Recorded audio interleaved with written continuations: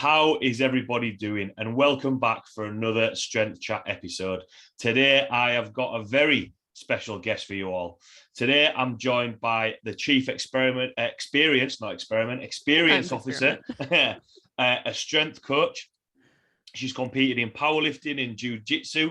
Today, I am joined by the one and only Niki Sims. How are you doing? Oh, I'm so well. Thank you so much for having me here. No worries at all. Thanks a lot for taking the time to jump on. How are you? What's been happening in your world recently? Man, I'm doing really well. Been training a lot as per usual. It's a huge part of my life. Working, we're always busy at Barbell Logic. You had Matt Reynolds on recently, and you got to learn a lot about our company and what we're working towards. And it's cool because every day we wake up and we have a lot of projects to work on, and it's fun to work with a bunch of coaches and a bunch of like professionals trying to make a business successful. So it keeps me very mentally engaged and trying to make sure what we want to accomplish is actually happening. Oh, cool. And one question that I'll have to ask is, especially with, and for anyone listening who hasn't listened to the Barbell Logic podcast, 100% go and check that out. What's it like being on the other side of it, being interviewed rather than the interviewee, or, bringing up the topics? It's really nice because I don't have to come up with questions. But I'll do my best to make sure it's entertaining. Oh, good.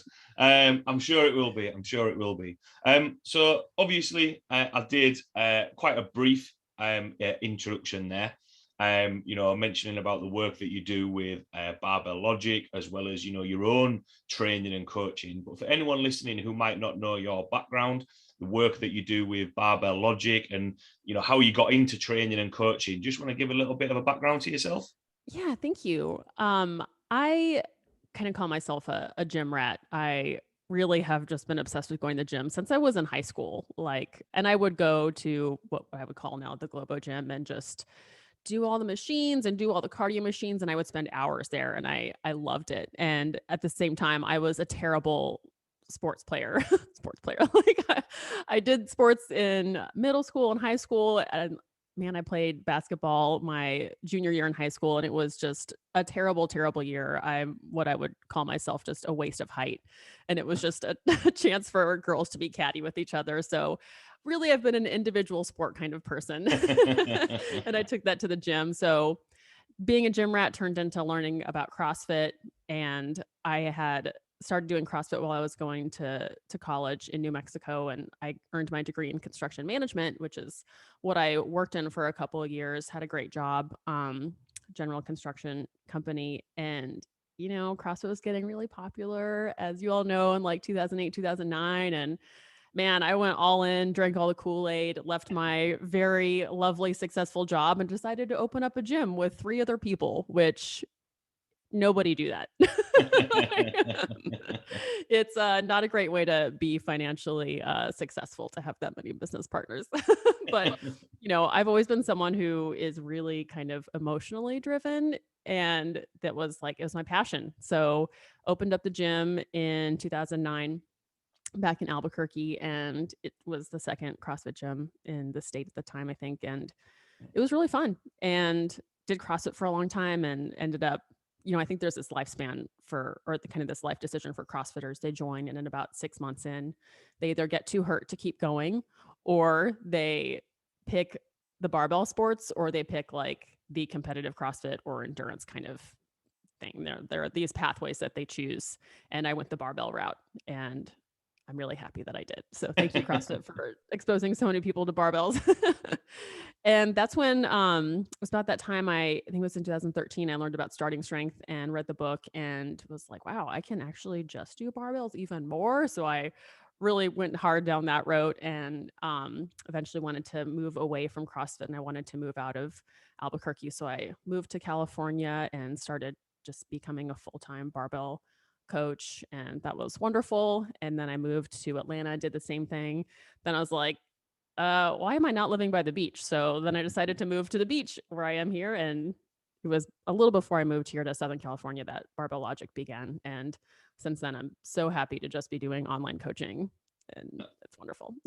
Oh, cool. I think it's we've gone the opposite route. I grew up near the beach and ended up moving further inland. So hopefully, gravitate more towards the beach, which Do will you be miss good. it? Say that again, sorry. Do you miss the beach? I do, yeah. So from my mum's house, it's about a 5-minute walk, 5-10 minute walk to the beach. So yeah, maybe it's a little bit different, on the Yorkshire coast beach, but I like to think that on its day, on a sunny day, it can rival any beach. But Well, yeah, you definitely need a beach tan. yeah. Hopefully a little bit more. We'll get a little bit more of a better English summer. Usually it's a bit wetter over here in the UK. But quite a background there. Quite a varied background, especially in terms of the barbell sports. Because I always like to ask. We from myself as a coach, but also people who are just sort of enthusiastic about the barbell sports. You kind of see people who coach or have competed and think, oh, well, how did they start? And a lot of it is, oh, well, this sounds pretty cool, and jump in and then swap and change and then end up gravitating towards sort of, I don't know whether it's the right phrase, but sort of stabilizing. Okay, I'm pretty happy with what I'm doing now, but I think you've got to experience different things to think about. Right? Okay, what is it that I'm enjoying? What do I want to stay consistent at? One question that I always like to ask as well, especially being a coach, who are your influences? Who do you sort of look up to in terms of coaches, in terms of the knowledge and content that you've built up over time? I learn the most from coaches who I've worked with myself. That's how I really learn, because I learn how they communicate. I learn how they understand what's important to me, what tools they use to help me get stronger. And so that's how I have learned the most. And I've worked with, back in the day, Jordan Feigenbaum ages ago, with Matt Reynolds, with Jordan Stanton, and now with Rebecca Krieg, who are on staff. And that's how and they're all so different. And so I think that works really well for me, because I need to feel like a really strong connection in order to believe that's like, in order for me to actually try something. Yeah. So that's who I've learned the most from.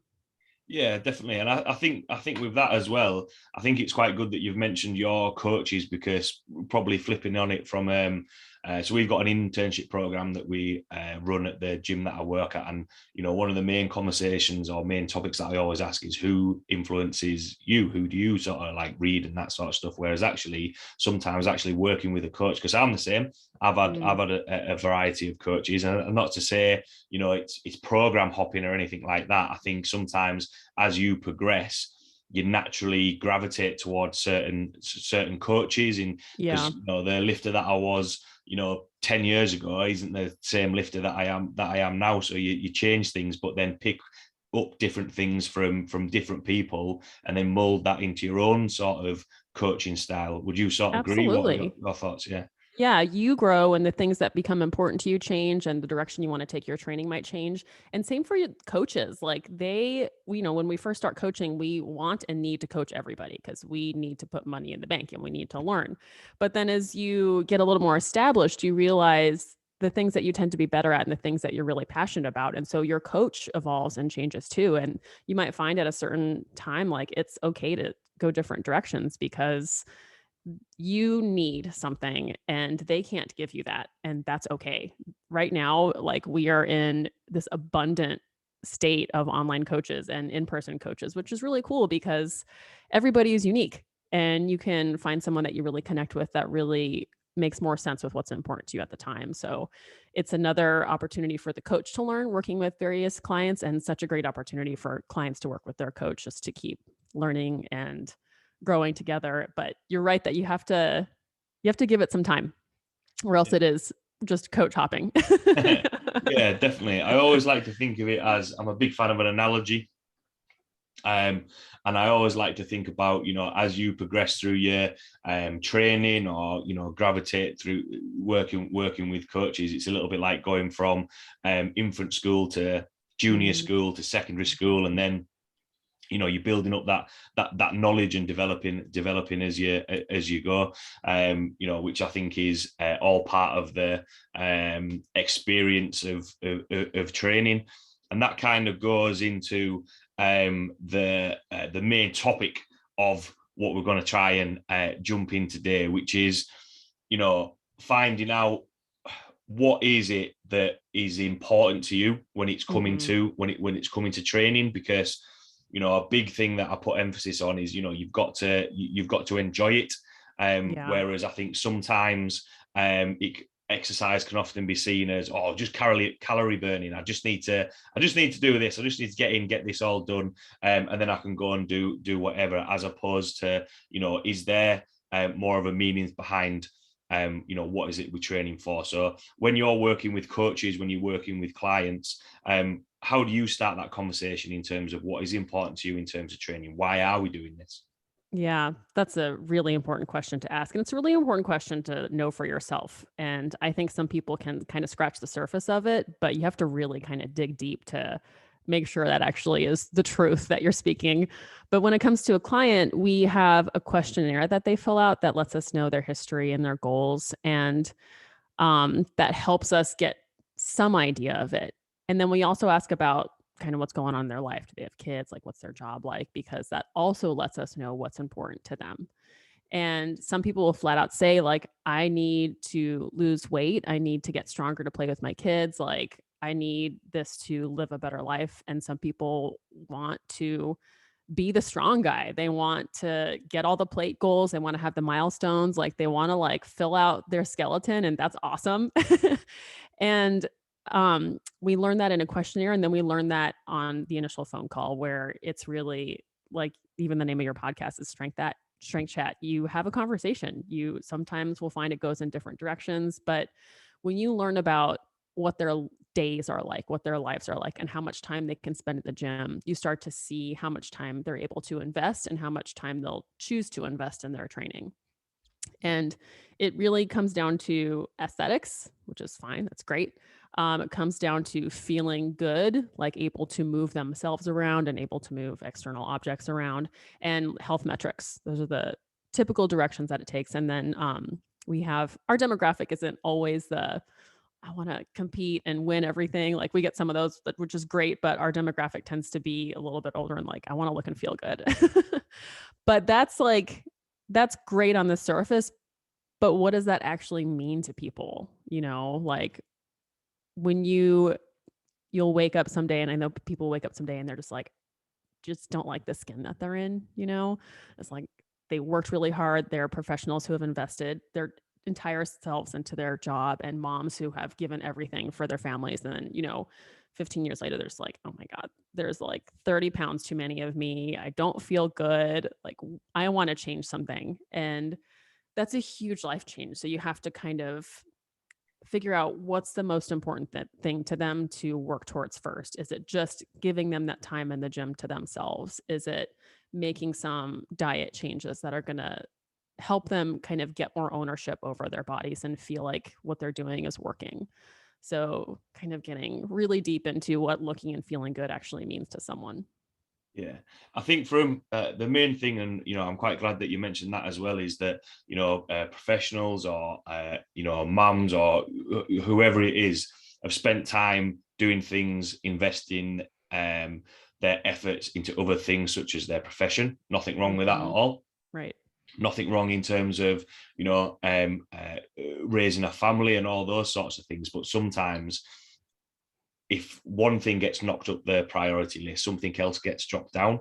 And the one thing I kind of wanted to chat about with that is, and this is a conversation that I've had with clients in the gym. In fact, I've got one woman who has signed up for her first gym membership, and she's 58 and she's never been into a gym before. And she's now ready to think about, do you know what? I actually want to feel stronger. I want to be able to do this. And what's kind of, on that side of things, when they've maybe, put their fitness or their health to one side, and is there a certain criteria in terms of, oh no, we're going to start you from here, as opposed to all the things that you've mentioned there in terms of I want to feel good, I want to move better, I don't want to be in pain or anything like that. What's kind of the does that change that conversation if they have put things on the back burner for a while? If that kind of makes sense, what I'm saying. I think it's good to let people feel okay about doing something that maybe feels selfish to them. Because when that switch kind of flips and you're like, "Oh wow, I can do what I want." It's Yeah, it can be a little, I think, scary for people because they're making a big shift where they're still able to provide for who they need to provide for, but they start to have a little more time to kind of to really focus on themselves. And I think that can be a bit scary because you might feel like you're letting people down or it feels selfish. And it's okay, or I think it's important to let people know that it's okay to spend some time on you because you have to take care of yourself before you can really give everything to everybody else yeah, or give what you want to give to everybody else. And so I think that's important to help them feel really supported in the gym. And also, there has to be some trust that is built. So if they're making that decision to start taking care of themselves, you have to give them things that are going to work. Or else they'll like kind of take this risk and waste all this time and not really have gone anywhere. And then maybe they'll kind of shy away from thinking that that's an okay thing to pursue.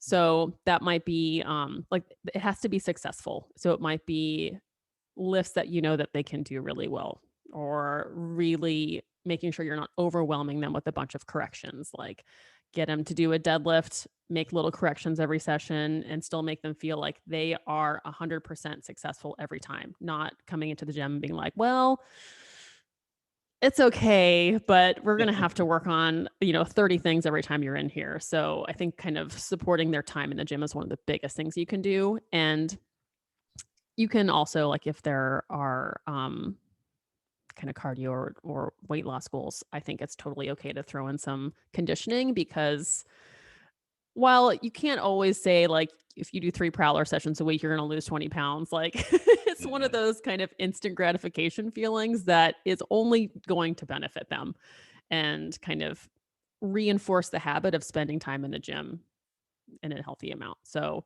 did that answer your question? Yeah, absolutely. Because it is, I think it's the, when you spoke there about, especially when CrossFit, first blew up, it was kind of a good entry point for everybody because it was literally just, open spaces. You can go in and it was a lot. And I think people bought into that because, when you mentioned there about supporting people going into the gym, the community side of things in Mhm. CrossFit is awesome. It's That's probably one of great. the strongest pillars of community. I know obviously there's stories of people getting injured or broken or anything like that, but I think people stick with it because of the community. But then they might gravitate out towards weightlifting, or they might gravitate Mhm. out towards powerlifting. Again, really, strong communities, especially from having a rugby background where it was Mm. 15 against 15, to then Mhm. go into an environment where everybody wants everybody to lift heavier, Yeah. regardless of what level you're at, is really good to see. And I think, that's important, and it has to be that um instilling confidence in them, because especially when people take that risk, because it Mhm. can be. I literally had a conversation this morning with a coach that I work with quite regularly, in terms of, we always talk about, this might be a tangent, so stick with me. They're using exercise and training as a tool for stress management, but then Mm. equally, actually, that hurdle of getting into the gym, especially after COVID and all those sorts of things, that can actually be a stressor in itself. So the last Mhm. thing people want is a coach stood there going, you've got to do Mhm. this. You can't progress forward from there. What Yep. what are your thoughts on that? Man, that is such a great point. I was actually looking at your Instagram this morning and you had this wonderful post about like how strength training can be a stress relief. And I was like, I know exactly how to make strength training very stressful. Because like I think so many other enthusiasts out there, like, and maybe even you, like, this is such an important part of our lives. Like looking at the photos behind you, like training is important to you.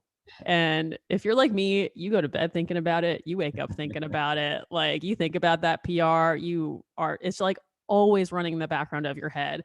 And there is a point where it can be too much.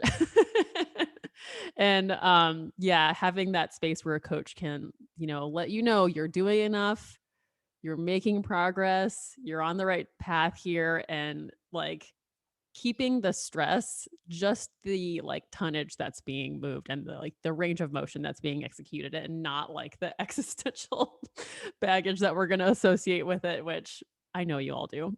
You're all like me. Yeah. Yeah, I think it's got to be that. I always, especially when, people are coming in and they're stressed, they've not had a very good day, or whatever reason it may be, that's an hour that's for you. That's an hour, Mhm. which is, and that hour could be literally anything. I once trained a woman. She actually still is in the RAF. She ended up getting based away from her husband. She wanted to come into the gym every single day. Every time that she was coming into the gym, she was training quite hard though. She was all the time, even if it wasn't really long sessions, it was just Mhm. getting a little bit too much. And then Mhm. it became more of a stress that things weren't heading in the right direction in terms of strength training, or why can't I row faster or anything. And it's kind of like, Mhm. you can still come in, but let's maybe have just a mobility session, and let's Mhm. plan out your week a little bit more. There's Mhm. certain things that we can use the gym for, Yeah. and we can only progress as much as we can recover if our goal is to get stronger or be that guy that wants all the plates Yep. stacked on. That kind of goes on to the difference between sort of the general population, if you like, who are wanting to get stronger, wanting to use the gym, and then the athlete side of things.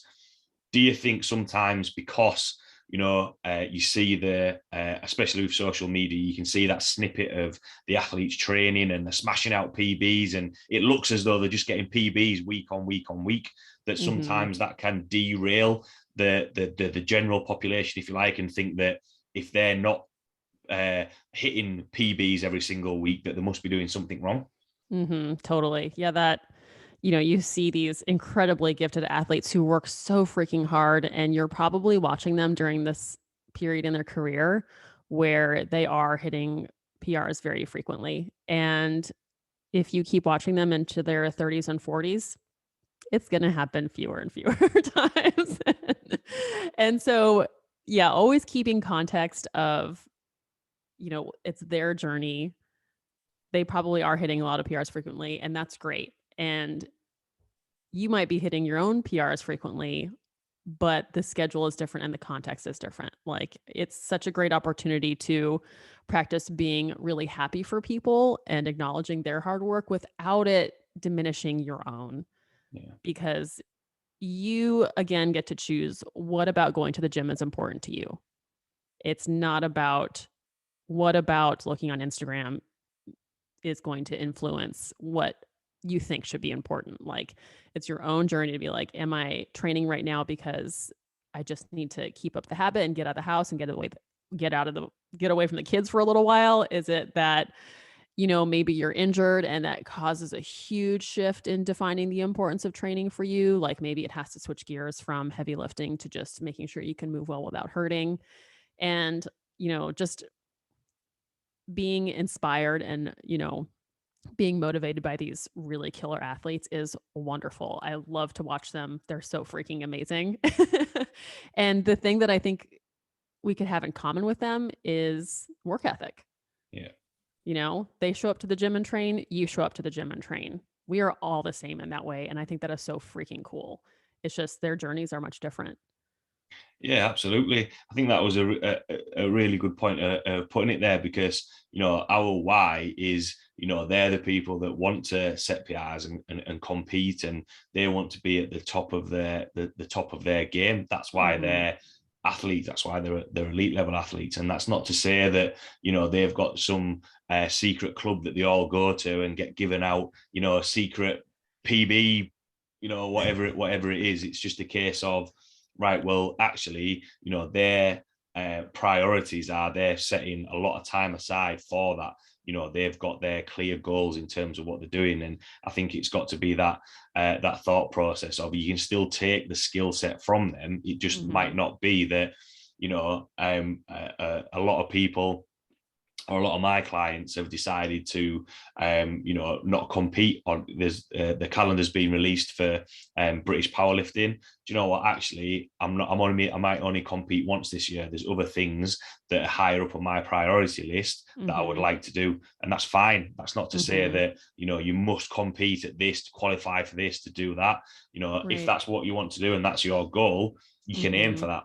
But it doesn't always have to be no, this is what you have to do, because like with anything, like with any journey, there's going to be a few diversions, a few shortcuts or anything like that. But it's got to be focusing on you, because actually focusing on other people could actually derail what you want to do and actually become more of a negative aspect than a motivational aspect. What would you think?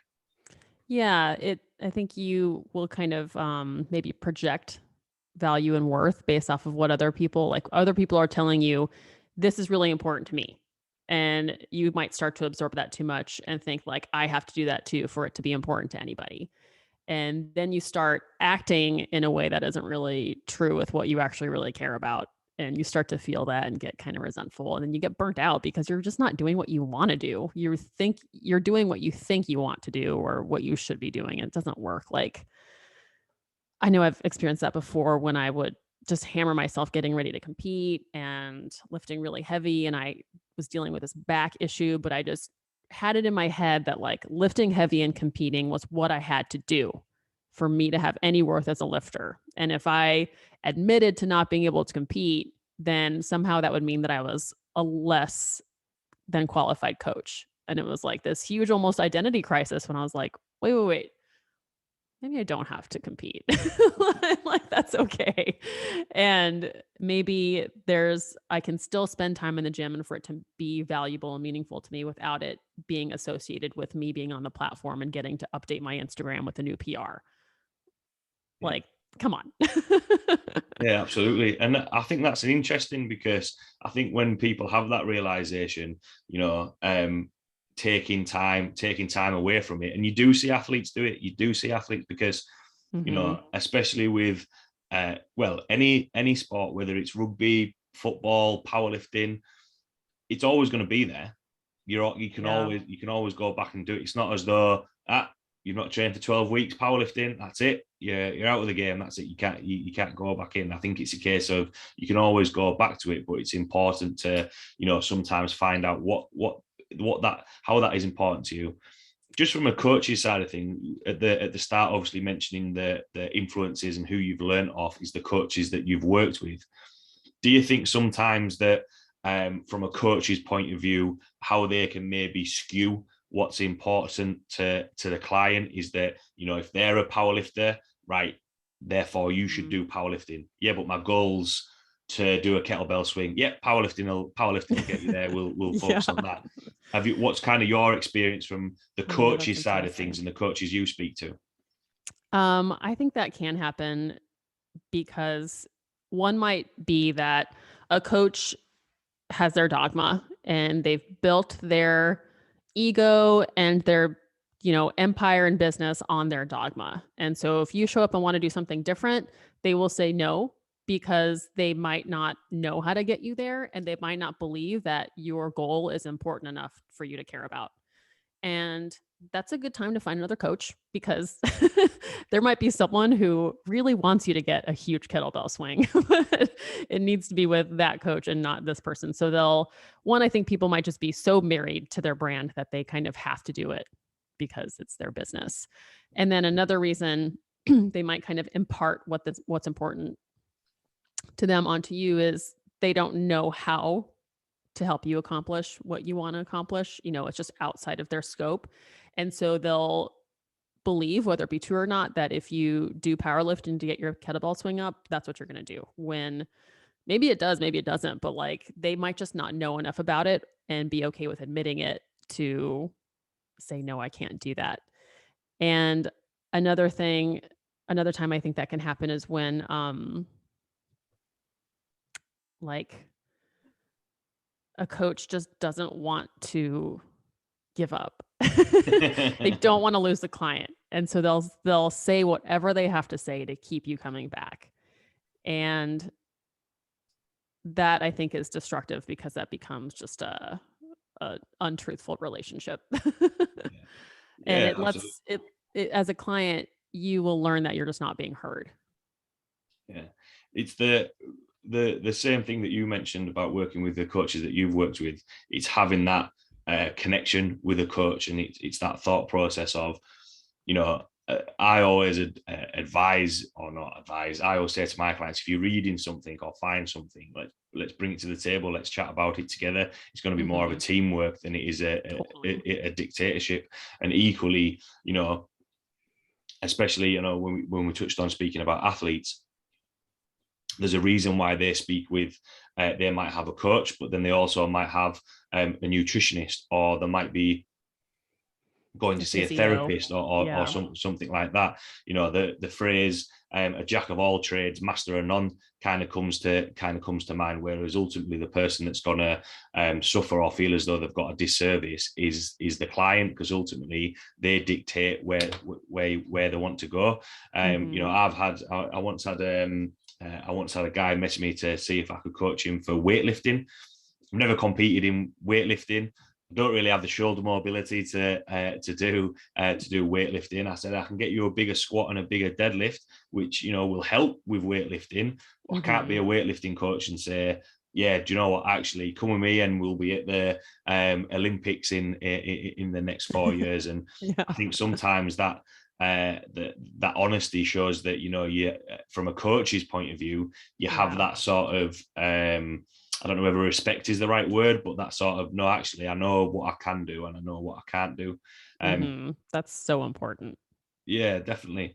And flipping it back onto the client side of things, and I know you've put some content out on it before in terms of the facts versus feelings when it comes to training. And Yes. I just kind of wanted you to expand on that a little bit more, because Yeah. that's something that I talk a lot about with clients, but I think sometimes the sometimes feel as though the muddy the waters a little bit, not really knowing, right, okay, well, how do I distinguish what am I supposed to be looking at? Yeah, that's such an important thing, facts versus feelings. And I think that became really important to me because like I mentioned, I'm very emotionally driven. I'm not one of those people who's like super logical, like just, here is the action plan, complete the action plan and it will get you from A to B. I'm like, where do I feel like going now? I'm like totally whimsical in that in that sense. But because I care so much about training, I needed something to let me know that what I was doing was working, because if you don't have that, you get to be really reactionary for whatever happens in that training session. And that can cause you to completely believe that the whole program is wrong, or that your coach is wrong, or that you're not doing what you're supposed to do and that you're a terrible athlete.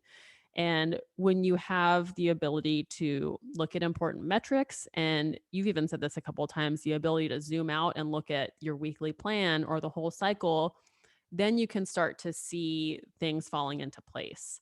But you need to be able to look at like range of motion, things that are very objective. You need to be able to look at metrics. You need to be able to look at time and see where you actually fall on that plan so that you don't let your emotions just completely derail you. Yeah. Yeah. Or else you will, it'll be really important to you to do what you want to do, but you'll have no idea if you're going in the right direction. And then you just spiral. Yeah. And with that, because one of the main things that people always say that they struggle with, or people ask, what's the secret? What's the secret to success? What's the secret to hitting PBs and continuing to hit PBs? And it's consistency. Whereas actually, it's kind of like, what's the formula for consistency? And do you think sometimes when we start tracking those rewards, those metrics that we can track, those wins, if you like, that allows us to stay more consistent rather than training being dictated by our emotions, and then I'm going to start a different program, or I'm going to do this. Yeah, I think you're right. Those metrics need to exist, and you need to be able to look at them and see them, because I think a lot of this, well, I know for me, this mentality is always coming from a place of me never thinking I'm doing enough. I constantly believe that I'm not doing enough, and I have to have somewhere I can look to prove to myself that I am. And if you don't have that, which I think is, this is what you were saying, is you'll hop to another program before you've given it any time to see if it's actually doing anything. You have to invest in the consistency, and you have to complete the tasks to actually give it a chance to work. And then you will know, like, this input equals this output. Boom, you did a good job. Chill the heck out. And just keep showing up and putting in the work. And what I've really learned since like getting into my 30s is like and like doing jiu-jitsu and just like honestly just beating myself the hell up. Like I got myself too beat up, and now I have to be even more creative with letting myself know, like, oh, you're doing enough, because I still want to do more. It's just that I can't do as much as I used to. So now, like, having those metrics and having like the plan on a larger scale is so important, like when you get hurt and when you get older, because you just can't do more. More does not equal more. Yeah, definitely. I think that's a common mentality that, you know, you need to. In fact, there was I put something out on my story today about there was so I subscribed to Mass. I don't know whether you've seen that. So the research articles that come out, and it was kind of a study that said, well, if you do more than 5 sets per week per muscle group, or 10, or if you do 10 sets compared to 5 sets, is going to be more over the course of a week, is going to be better than 5. And if you increase the amount of volume that you're doing, you're probably going to, you know, build a little bit more muscle. Whereas at some point there is going to be diminishing returns. You can't just keep doing more and more and more. And that's the same with, you know, training in general. You can't, because then if not, we would all just live in the gym, which isn't necessarily, you know, everyone loves, or, you know, probably the majority of people listening love going to the gym. However, there's got to be a point of, right, okay, actually, how can I recover from this? What is it that I'm gonna focus on? And I think sometimes with those that, you know, this plus this equals this, having those wins, because everybody, you know, it's a little bit like for training, I'll be like, right, have you done this habit? Have you ticked this off? Everyone loves ticking a box. Everyone loves peeling a sticker off or anything like that. So, and you know, it's got to be that thought process of, you know, that feeling of accomplishment, which is what we want to have, especially when sometimes training is going to be tough. And when you're saying about doing more there, do you think it's important where having the boundaries of, right, this is what I'm willing to do, I don't want to go past that? Because there is certain points where you know, it's going to be a case of, actually, I'm comfortable training twice a week, for example, because of work and family, I can't push to that 3rd session. Or it's a case of, right, this is the extra bit that you would need to do to, I don't know, progress to the next level of powerlifting or anything like that. Do you think it's important to set those boundaries, but equally, can those boundaries change? Oh man. Yeah, it's super important to set those boundaries. That's why I have a coach, because I won't do it for myself. Like, the way I find out what my boundaries are is I will run myself into the freaking ground and get hurt and be like, well, I guess that was too much. So like, when your coach can help you by educating you and kind of holding you accountable to that, that is so useful. And you're right, those boundaries might have to change, and that's okay. Like, at any point in your life to change those boundaries, it is always going to have to come down to what's most important to you right now. Like, maybe going to the gym 5 times is really important to you because that's where you socialize, and that's a really important human, you know, element. But maybe also not being in pain is important to you. So how can you go to the gym 5 times a week and not be in pain? You know, what will give you the payout that you're looking for while satisfying other criteria that, you know, bring you a lot of joy? And let those evolve. You know, it's always important to remember what worked for you 6 months ago, or what worked for your client 6 months ago, might not work again. So it has to be like a little bit different, and kind of always being curious, like, okay, what boxes do I want to tick? What can I give up? And what are the boundaries I need to reinforce so that I'm not my own worst enemy? Boundaries are really just to protect you from yourself. Yeah. And I've learned that I have to outsource that part. Yeah, definitely. And especially, you know, maybe from, you know, your experience and your side, talking with the coaches that you work with, in terms of the mindset side of things, in, you know, doing that shift. Because, you know, I touched on it earlier, the lifter that I was 5-10 years ago is a different position to what I'm in now. Mm-hmm. What's the process of, going through that change in mindset and realizing, you do need to make that change. You do need to adjust maybe your training schedule or the amount that you're doing, because, for a lot of things, any change that happens, it's never just a flick of a switch, never Yeah. just a straight transition. So from your experience, how did you manage that, and how did you speak with your coaches to be like, right, okay, actually, I feel as though, things need to change, or, just a little bit of a transition? Mm-hmm. Well, I can't say I've always handled it really well, but I do know that it would tend to creep up in me kind of not being able to complete the program or what was, assigned for me to do that week. So I would end up missing a lot more of what I would thought I was supposed to do. And so that would kind of become like a sticking point of like, I don't know if this is working for me anymore. And like that would kind of lead to me not wanting to do the workouts as much anymore. So sometimes like my body would be ahead of something before like I actually knew what was going on. Um Sometimes it would be because I was getting hurt. Yeah. Like the work that was being requested of me programming wise, I could not keep up with. And like I said, like I'll keep doing it. I'll subject myself to it. Yeah. And when I really needed someone to kind of like pull me back, so I'll get hurt is another thing and that's something that coaches will have to keep an eye on too, because sometimes clients don't say anything. I don't know if this has ever happened to you, but like just out of the blue, but like, yeah, actually my low back has been hurting for like 6 weeks and should I tell you that? Like, yes, yes, tell me that. Because we have like the pressure of like showing up and doing the work, but not wanting to admit or just like get real with what our body is actually experiencing. Absolutely. I've done it myself, and I've had clients do it as well. And it's kind of like, well, you maybe should have told me 6 weeks ago that your back was hurting. But then equally, again, maybe a little bit of a tangent, but then that comes into a whole different topic entirely, in terms of, the main thing that you said there is, we've spoken about, touched on mindset, and also touched on how your body holds up to training in terms of training and injury. And it's kind of that thing of, can we ever prevent injuries, or is injury prevention just good programming? But if we need to change our programming as our clients progress, how do we know in terms of feedback?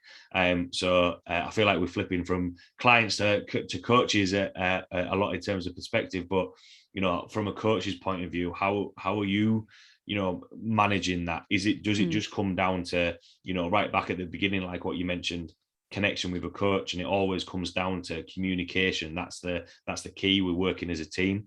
Is that what it's going to come down to? Or, as we progress through lifting or training, whatever we're doing, are injuries kind of to be expected?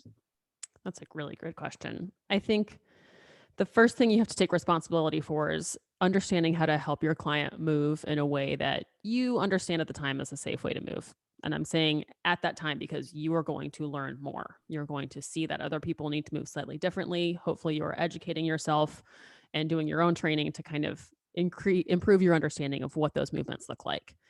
And it comes down to anatomy, like how does the knee need to move? How does the hip need to move? How does the spine need to not move? And how do the shoulders need to move to most of the time avoid strains and impingements and other injuries, so to speak? And I think the thing that we see the most in lifting is back issues. And the more I learned about back pain, the more I understand how related that is to outside life. It's not, I think the knee and the hip and the shoulders can be more structural issues, but back, while it is sometimes structural and it might be related there are times when it's related to trauma, but typically it has to do with stress. It has to do with one time getting hurt and it turning into this huge emotional situation. And so I think what our responsibility is at that point is to know when to safely guide a client through movement and be kind of like the emotional check-in, and when to really modify. And what I've learned a lot of, and I really encourage coaches to pay attention to learning this as they go, is like, don't keep your clients coming to the gym and putting them in pain. Mm. Like, pain exists, like it's going to happen. But if you're forcing them to do exercises repeatedly that increase their pain, now you are making the gym a place where they will be in pain, and it's going to just snowball. So while you don't want to let the pain win and just be like kind of scared of it, you can't just keep throwing the same shit at it and hoping that they're going to feel better. Like, don't force it. Like, learn from it. Make sure you're working towards a situation where they can come to the gym and enjoy themselves without just beating themselves up and hurting. Absolutely. I think that's a really good point. And as you were mentioning there, I was nodding because I've got a guy. I've trained him for a number of years, but he started having knee pain, and it was kind of he was going to see the physio, and then he was coming in and he was squatting with me, and then he was going out for dog walks, and he could just see that it was just affecting everything. Where it's just like, right, let's take it away. Let's take that away. Let's work on other things to still, not get rid of that movement pattern altogether. Mm-hmm. But right now, it's causing more harm than good. What do we feel like we can do? What do we enjoy doing? Mm-hmm. For the past 2 weeks, smashing out prowler pushes, putting load on the bar, loving doing something different. And that's where it's got to be, because especially when we're talking about, I know we touched on stress earlier on in the chat, but that thing of as soon as he starts getting stressed, his sleep starts getting affected. As soon as his sleep starts getting affected, his nutrition starts getting affected. Whereas actually, when he was coming in enjoying the gym, regardless of if weight was absolutely flying on the bar, he was enjoying it. All those other things were aligned, which allowed him, even if he was maybe he didn't have the best food or the best day at work, still allowed him to what we mentioned earlier, in terms of if he did this and this, he got that win, and then he was able to do it, which I think is important. Which the whole chat that we've spoken about is that thing of, do you know what, actually, like, things, a lot of factors, a lot of variables will change in intensity and duration. Whereas actually, if we go back to that thought process of, right, why am I doing this? Because I'm enjoying going to the gym, because I enjoy competing in powerlifting, being part of a community.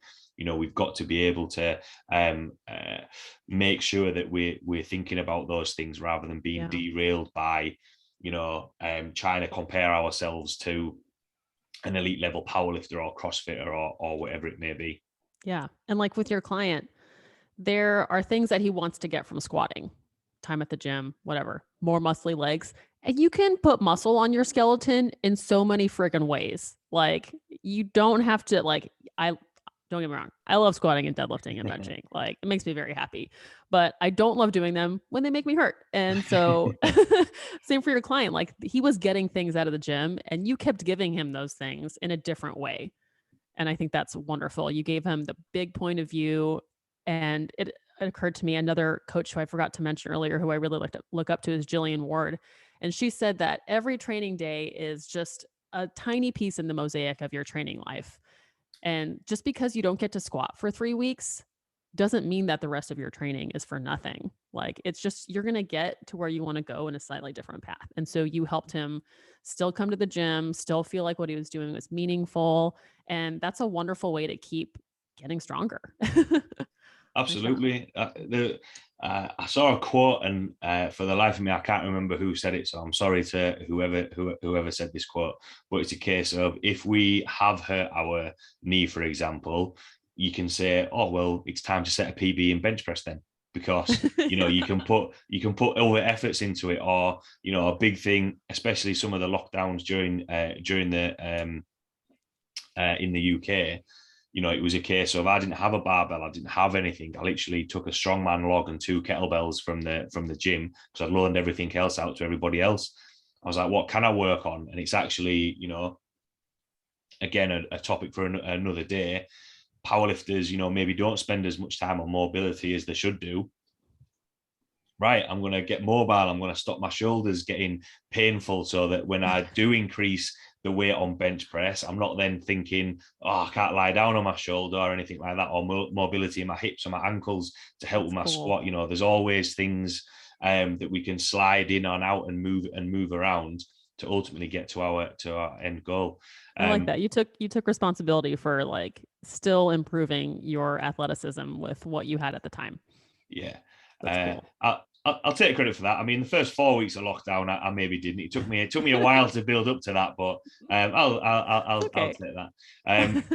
Quite a lot of topics chatted about there, and a few tangents. But thanks a lot, Niki, for taking the time to jump on.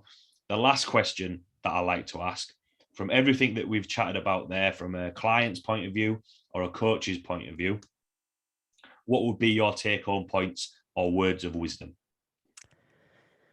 I think something that I heard you repeatedly say, whether you knew it or not, is how you have conversations with your client about their plan. So you help them see a bigger picture is really important. And it seems like you really care about how they're experiencing their training. And I think if for whoever coaches are listening, like take the time to have those conversations with your clients and help them see the bigger picture, because they might only be able to see the training session and what they are just like really hoping to achieve in the bigger picture. But you can really help them understand that a lot more by involving them and being their teammate, like you said. So I think approaching coaching like a team endeavor is really helpful. And I think that's really fulfilling for both the coach and the client. Absolutely. I think that's a really good sort of words and wisdom to finish off, because I know, you know, a lot of the sports that we've spoken about there, especially the barbell sports, are individual, whereas everything that we've both mentioned actually is, you know, community, is the fact that, you know, you're working with other people. I mean, don't get me wrong, when you walk out onto the platform or the mats or, you know, whatever you're doing, just you versus you. Yeah, you know, however, you know, it's that thing, isn't it, of I always like that photograph of somebody stood on the podium and underneath is the coaches and the training and all those sorts of things. There's a lot more to it, and you know, it doesn't have to be that thing of you have to, you know, go through it by yourself, make decisions by yourself. You know, it's always good to have somebody there to, you know, help, have a co-pilot, if you like, if we're talking about going on there, which is good. Co-pilot is perfect analogy. Yeah. I told you, I do like an analogy. Thanks a lot, Niki, for taking the time to jump on. Really enjoyed chatting with you today. Thank you so much for having me. It was wonderful to chat with you. Sorry to interrupt you. No. Thanks a lot. For anyone listening who might have any questions about what we've chatted about today, see the content that you put out there, the work that you do with Barbell Logic, where can people find you, reach out to you? So yeah, if you want to reach out to me over email, I'm N Sims. That's N as in Nikki, S as in Sam, I M as in Mary, S as in Sam, one M, at barbell-logic.com. And you can also find me on Instagram. It's Nikki in the gym, and there's a period between each word. Awesome. Thanks a lot. Oh, again. And 1K in Nikki. That's going to be very important. If not, there's going to be a Nikki with 2K. If you Google me, if you Google the double K double M, you get someone very different. Yeah. Just imagine a Nikki with 2Ks being like, who are these people messaging me? I don't know what they're talking about. We live different lives. Thanks again for taking the time to jump on. Like I say, I think, you know, a lot of topics there. I always like to pick topics that are, you know, I've spoken about in the gym and conversations that I've had with clients and coaches. And, you know, I think that is important, that, you know, there's a lot of information in terms of the programming side of things and, you know, technique, whereas actually, you know, I think to have any long lasting progress in the gym or powerlifting or whatever it may be, you know, just understanding, you know, the boundaries that we mentioned about, and, you know, what is going to be important to you. So thanks again for taking the time to jump on. Thanks a lot to everyone listening, and I will see you all next week.